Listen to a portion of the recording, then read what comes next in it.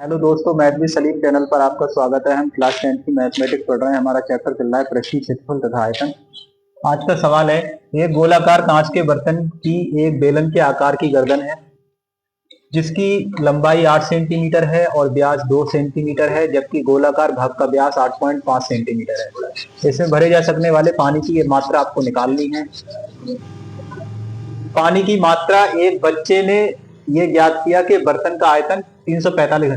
अच्छा, एक बच्चे ने आयतन निकाला पानी का, तो इस बर्तन में 345 बैठा। हमें ये बताना है कि उस बच्चे ने ये आयतन जो निकाला है वो सही है या फिर गलत है। तो आपने देखा होगा एक घड़ा टाइप होता है ये मिट्टी का, तो ये गोल हो गया और ऊपर की चोंच इसकी ऐसे होती है। ठीक है, ये बेलनाकार भाग हो गया। हाँ, ये बेलनाकार हो गया, ये गोला हो गया और इसमें पानी भरा है, मटका है। इसका ये केंद्र है ओ। गोलाकार भाग का व्यास यानी कंप्लीट व्यास दे रखा है हमें 8.5। ये पूरा 8.5 सेंटीमीटर है। यहाँ लिख दे रहे हैं, चलो 8.5 सेंटीमीटर है, यहाँ से यहाँ तक की दूरी है। और गर्दन की लंबाई कितनी है? 8 सेंटीमीटर। ये गर्दन है इसकी, जो बेलनाकार है, इसकी लंबाई 8 सेंटीमीटर है। और व्यास गर्दन का, ये वाला व्यास हो गया कंप्लीट, ये हुआ है आपका 2 सेंटीमीटर। तो यहाँ पे दो आकृतियां नजर आ रही हैं, एक बेलन और एक गोला। ठीक है, तो हल कर रहे हैं यहाँ पे। पहले बेलन के लिए देखो क्या क्या चीज है। बेलन के लिए आपको व्यास दे रखा 2r बराबर दे रखा है आपको 2 सेंटीमीटर। तो त्रिज्या r कितनी हो गई? त्रिज्या होती है व्यास की आधी, यानी 2/2 यानी कि 1 सेंटीमीटर। ठीक है, और इसकी ऊंचाई कितनी है? इसकी ऊंचाई h हो गई आपकी 8 सेंटीमीटर। तो ये तो हो गया बेलन की बात। अब गोला की बात कर लो। गोला का व्यास क्या है?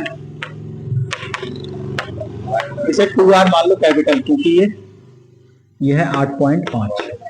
तो r क्या हो गई? 8.5 को 2 से दे दो भाग, बस इतनी दे दो, आगे कुछ मत करो। इसका आयतन निकालो, इस बर्तन में पानी का आयतन। इसमें जो पानी भरा है ऊपर से यहाँ से यहाँ तक, ये सब पानी भरा है। ठीक, ये पानी से पूरी तरीके से भरा हुआ है। तो इसमें पानी का आयतन निकालना है आपको। बर्तन में पानी का आयतन, पानी का आयतन। तो बताओ पानी का आयतन कैसे निकालो? इसमें दो आकृतियां, एक तो होगा गोले का आयतन, गोले का आयतन प्लस किसका आयतन जुड़ेगा? बेलन का। तो गोले का आयतन होता है 4/3 पाई आर क्यूब, और बेलन का आयतन होता है पाई आर स्क्वायर और छोटी h। ठीक है, तो 4/3 पाई का मतलब 22/7 होता है, और r का मतलब यहाँ पे है ये 8.5/2 का होल क्यूब। पाई का मतलब यहाँ भी 22/7 लगा दो। r है एक का स्क्वायर और h है 8।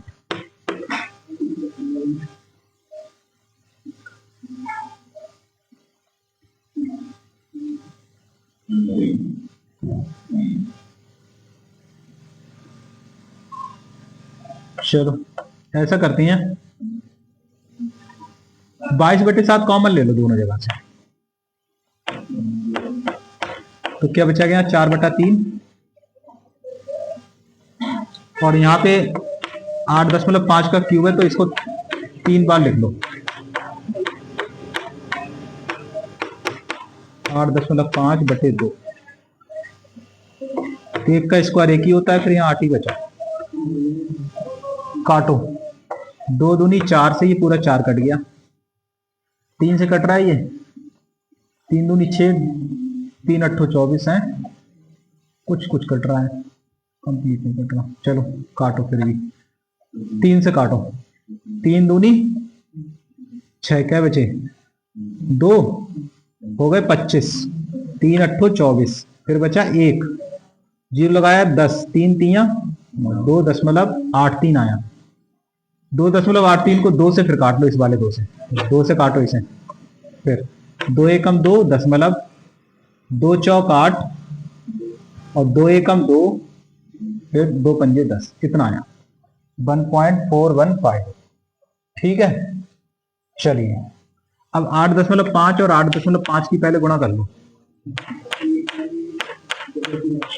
करो इसकी गुणा, 55 25 के 5। अच्छा इसकी गुणा बहुत आसान है, 55 25 लिख दो, 8 और 9 कर दो, 8 गुणा 9, 8 नीम 7225 आएगा, तो 2 के बाद पॉइंट, तो ये आ जाएगा आपका 22/7। 7225 आ गया, और इसकी गुणा इसकी और करना है 1.415 से, 1.415 इससे और करना है, ये तो 4 गुणा हो गई। अच्छा कर ऐसा करते हैं, 5 को खत्म करके यहाँ 2 बना लो, यहाँ 42 कर लो, इससे कर लो।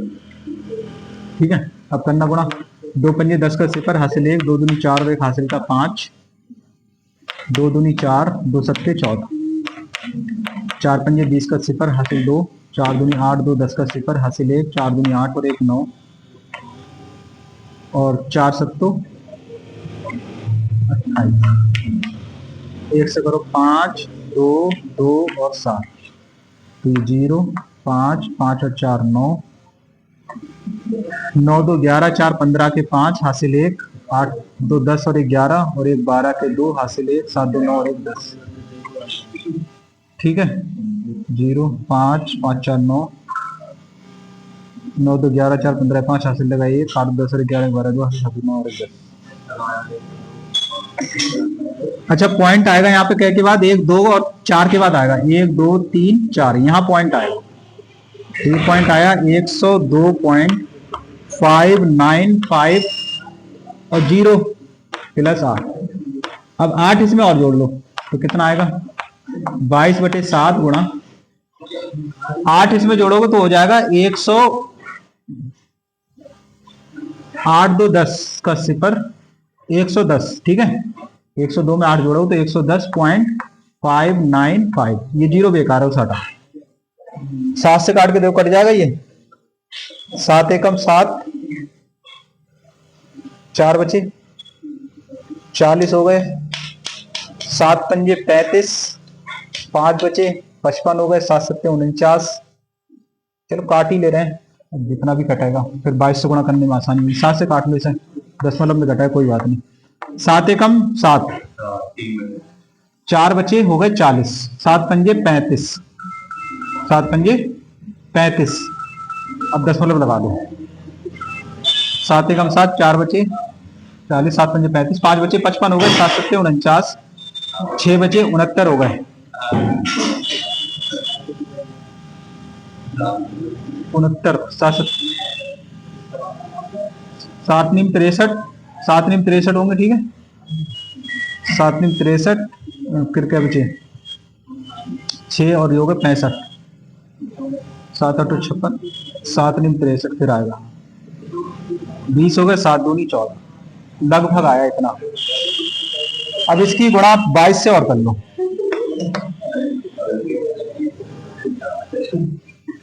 15, इसकी गुणा 22 से और कर लो, इसकी गुणा कर रहे हैं तो ये आएगी 15.7992 की गुणा 22 से और कर लो, 2 दूनी 4, 2 नीम 18 के 8 हासिल 1, 2 नीम 18 और 1 19 के 9 हासिल 1, 2 सत्ते 14 और 1 15 के 5 हासिल 1, 2 से 14 और 1 15 5 हासिल 1, 2 दूनी 10, 2 10 और 1 11 का 1 2 4 8 9 5 1 3 4 12 के 2 हासिल लगा 1, 17 और 1 18 के 8 हासिल 1, 9 5 14 और 1 15 5 हासिल लगा 1 6 और 1 7, 1 2 3 4, 1 2 3 4, 347.5824, तो ये आयतन आया 347.5842, 5824, घन सेंटीमीटर, घन सेंटीमीटर, ये इतना आयतन आया वॉल्यूम। सही है। लड़के ने कितना निकाला? 345। तुम्हारा कितना आया? 345। लड़के का आंसर सही है गलत? गलत है।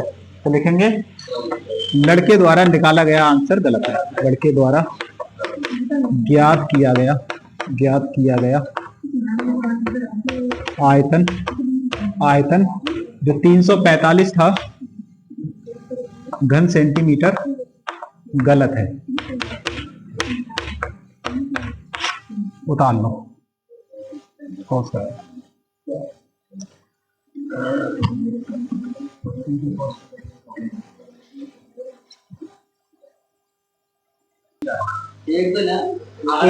एक इंजीनियरिंग के विद्यार्थी रचेल से एक पतली एल्युमिनियम की शीट प्रयोग करते हुए एक मॉडल बनाने को कहा गया। एक ऐसे बेलन के आकार का है जिसके दोनों सिरों पर शंकु जुड़े हुए हैं। इस मॉडल का व्यास 3 सेंटीमीटर है, इसकी लंबाई 12 सेंटीमीटर है।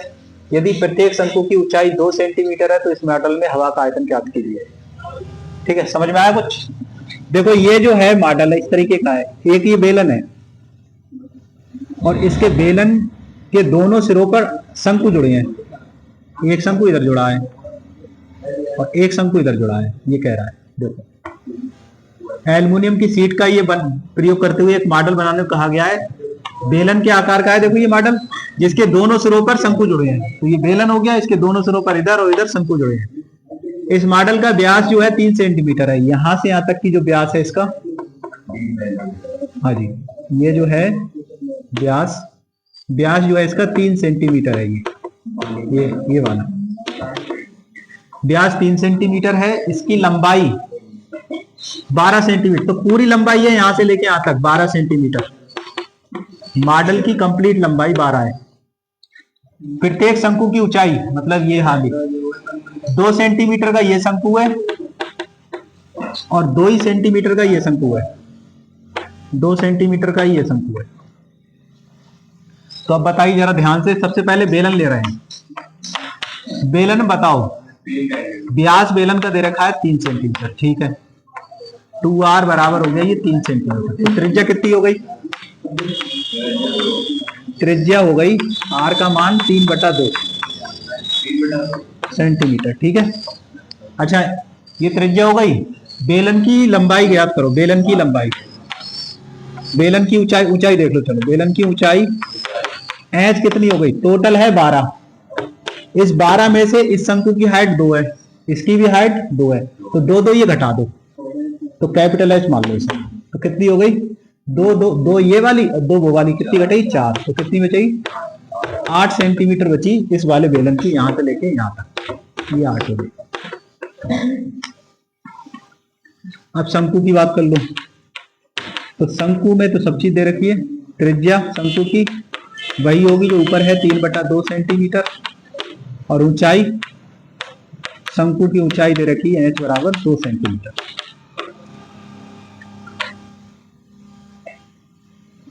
मॉडल में हवा का आयतन, मॉडल में हवा का आयतन। तो हवा का आयतन क्या क्या चीज बनाया इसमें बताओ। सबसे पहले बेलन बनाया तो बेलन का आयतन, बेलन का आयतन। और क्या बनाए? शंकु, शंकु का आयतन, शंकु का आयतन। लेकिन शंकु एक नहीं बनाए, शंकु 2 बनी है, इसलिए 2 से गुणा कर दो। सही है। तो बेलन का आयतन कितना होता है? पाई r स्क्वायर h। छोटी r है तो छोटी r ले लो, और h बड़ी मानी बेलन के लिए है, बेलन के लिए कैपिटल मानी। ठीक, तो 2, और शंकु का आयतन होता है 1/3 पाई r स्क्वायर, और h इसकी छोटी मानी। अच्छा पाई r स्क्वायर दोनों का सेम है, तो पाई r स्क्वायर तो कॉमन ले लो। तो क्या बचा यहाँ पे? कैपिटल H, और ये बचा 2/3 और h। ठीक है, यही बचा 2/3 h। पाई का मान 22/7 लगा दियो। r जो है, r कितना है? 3/2 का होल स्क्वायर 1h बड़ी h 8 है, प्लस 2/3 छोटी h 2। ठीक,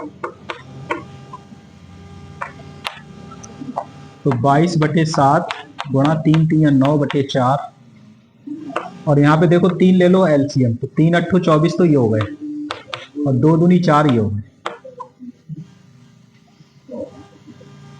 तो इधर कर ले रहे हैं, इधर तो यहाँ पे क्या आएगा देखो, पहले ऐसे ही लिख लो, बाद में काटेंगे। 22/7 गुणा 9/4 गुणा 24 4 28, 28/3, 3 3 9 कटा, 4 7 28 कट गया, 4 7 28, 7 से कट गया 7, 3 दूनी 6, 3 दूनी 6, ठीक है, घन सेंटीमीटर, ये इसका आयतन है। आयतन ठीक है, ताई और ना उतार।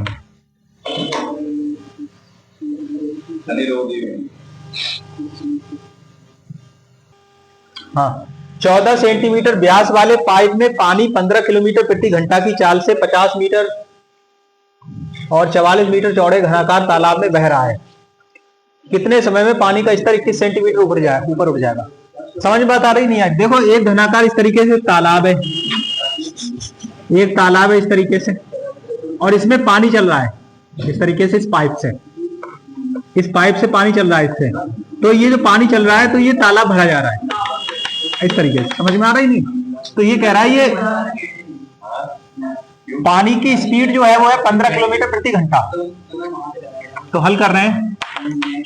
14 सेंटीमीटर व्यास का पाइप है, पाइप का व्यास, तो ये पाइप का व्यास हो गया 2r बराबर 14 सेंटीमीटर। तो त्रिज्या कितनी होगी?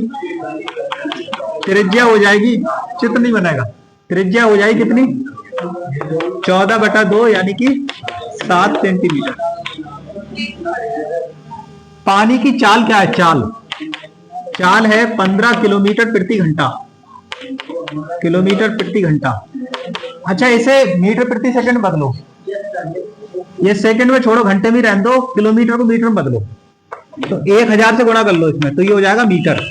कितना हो गया? मीटर प्रति घंटा, HR, इतने मीटर प्रति घंटा। लेकिन यहाँ पे सेंटीमीटर है और ये मीटर में है, तो इसे भी सेंटीमीटर में बदलो, तो 100 से और गुणा कर दो, तो कितना आएगा? देखो 15,000 तो ये हो गया, इसका गुणा होके, और मीटर को सेंटीमीटर बदलोगे तो 100 से और गुणा हो जाएगी। ठीक है, तो 2 जीरो इसमें और आ जाएंगे, तो इतने सेंटीमीटर प्रति घंटा हो गया पानी, इतने सेंटीमीटर प्रति घंटा पानी भरा जा रहा है इतनी चाल से। ठीक है, हाँ, 1 घंटे में जो ये दूरी है, 1 घंटे में जो दूरी है, ये वाली लंबाई, ये ऊंचाई कहलाएगी। ठीक है, ये क्या कहलाएगी? ऊंचाई। और त्रिज्या ये हो गई। तो पानी 1 घंटे में कितना आयतन पानी का निकल रहा है पाइप से, तो निकाल लो। बेलनाकार पाइप से 1 घंटे में आयतन, 1 घंटे में निकला आयतन, 1 घंटे में निकला पानी का आयतन, 1 घंटे में निकला पानी का आयतन निकाल ले रहे हैं हम।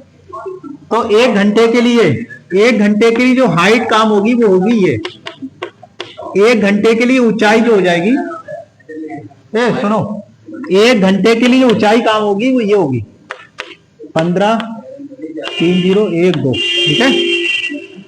अच्छा, बेलन का आयतन क्या होता है? पाई r² h। पाई का मान लगा दो 22/7, r का मान लगा दो 7, स्क्वायर है 2 बार लिख दो, h ये लिख दो 15, 1 2 3 1 2। देखो 7 से 7 कट गया।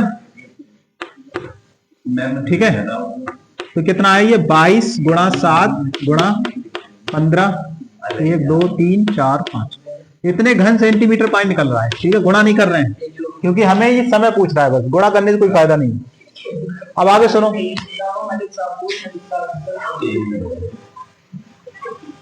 ये तो हो गया पाइप की बात। अब तालाब की बात कर ले रहे हैं। तालाब का आयतन बताओ। तालाब में पानी का आयतन कितने? तालाब में पानी का आयतन ठीक है। तालाब में पानी का आयतन, अच्छा तालाब, 1 मिनट रुको, तालाब के लिए पहले दिमाग लिख लो। तालाब के लिए दिमाग कितनी है? 44 मीटर चौड़े और 50 मीटर लंबे। लंबाई कितनी हो गई? तालाब की लंबाई हो गई 50 मीटर। साथ बैठो भाई। 50 मीटर हो गई तालाब की लंबाई और 44 मीटर क्या हो गई? तालाब की चौड़ाई। चौड़ाई हो गई 44 मीटर और ऊंचाई कितनी है? ऊंचाई है 21 सेंटीमीटर। अच्छा ये सेंटीमीटर में, ये मीटर में, तो इसे भी सेंटीमीटर बदल दो। 50 है तो 2 जीरो लगा के ये सेंटीमीटर हो गया। 44 मीटर है तो 2 जीरो लगा के इसे भी सेंटीमीटर बदल दो। ठीक है। तो तालाब में पानी का आयतन क्या है? तालाब में पानी का आयतन, पानी का आयतन क्या होता है? सूत्र होता है लंबाई गुणा चौड़ाई गुणा ऊंचाई। तो लंबाई हो गई 5, 1, 2, 3, चौड़ाई हो गई 44, 1, 2 और ऊंचाई हो गई 21। इतने घन सेंटीमीटर हो गई। अच्छा ये आयतन कितने में है? 1 घंटे में पानी का आयतन ये है और ये तालाब में पानी इतना भर चुका है। तो इतना पानी कितने समय में भरा गया? 1 घंटे में इतना भरा गया। तो इतना कितने में भरा गया वो समय पूछ रहा है। तो क्या करना चाहिए? इस वाले को इससे भाग दे देनी चाहिए। समझ में बात आ रही नहीं आ रही? इस वाले को इस वाले से भाग दे दो तो इस समय आ जाएगा। ठीक है। तो इस पानी को भरे जाने में लगा समय, इस पानी को पाइप से भरे जाने में लगा समय, पाइप से भरे जाने में लगा समय। तो ये समय निकलवा रहे हैं तो यहां निकालना है अपने समय। तो ये जो समय आएगा वो यहां आएगा। देखो पहले आप ये ज्यादा होगा क्योंकि तालाब वाला ज्यादा होगा पानी, गुणा 44 और 1, 2 गुणा 21 और पाइप से जो निकल रहा है पानी वो ये है 22 गुणा 7 गुणा 15, 1, 2, 3, 4, 5। काटो, देखो 3 जीरो काटो, पहले ये 3 कट गए, 2 ये जीरो काटो, ये कट गए। ठीक है। 22 दूनी 44 कट गए, 7 तियां 21 कट गए, 5 तियां 15 कट गए, 3 से ये 3 कट गए। कितना आया ये? बस 2 घंटे का समय लगेगा।